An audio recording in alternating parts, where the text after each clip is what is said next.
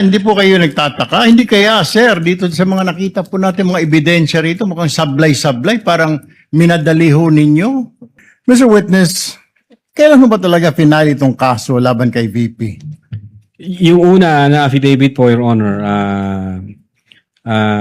nag-file kami January 30, if I'm not mistaken.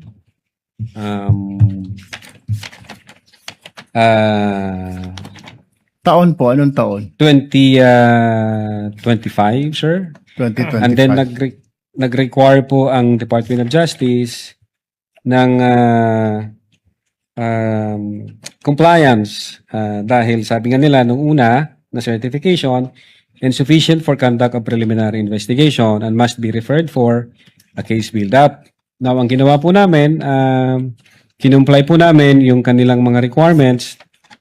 And then, come 11 February 2025, niresubmit po namin yung aming affidavit of investigation, Your Honor. Nasaan na po itong kaso? Naisampa na po ba ng DOJ o hindi pa?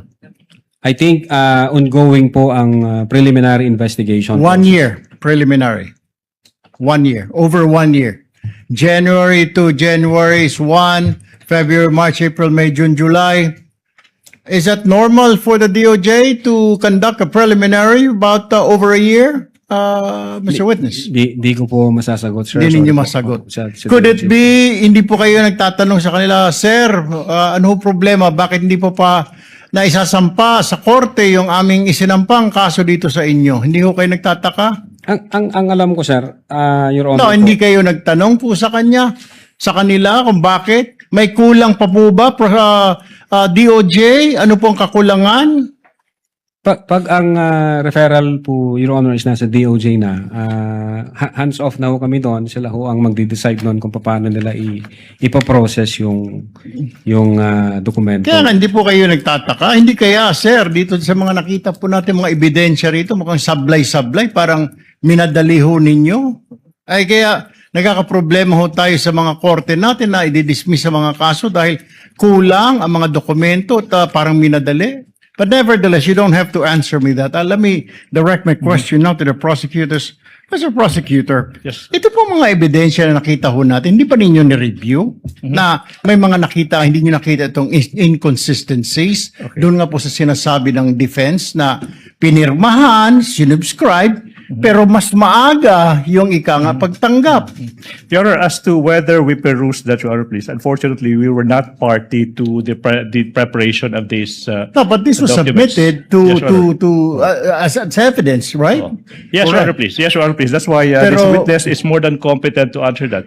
But the main point of the prosecution, Your Honor, please, they already filed and complied with these requirements and addressed these defects, if you may, by filing a February 10, 2025 affidavit investigation. That's why, if you have observed our good Senator Judge, we have been objecting as to the relevance of this. Exactly because what is in contention now is the latest affidavit of investigation that is now pending before the DOJ, Your Honor, please.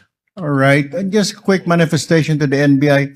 Mr. Witness, next time po pag nagsampaho kayo ng kaso, make sure, kaya nga I was asking you kanina, I already have this feeling, something is wrong, dahil sobrang tagal na sa DOJ ng kaso ninyo, there's something wrong with the case. Siguro po, next time, make sure na yung kaso isasampa ninyo is airtight. Tama po. Kasi madidismiss yan.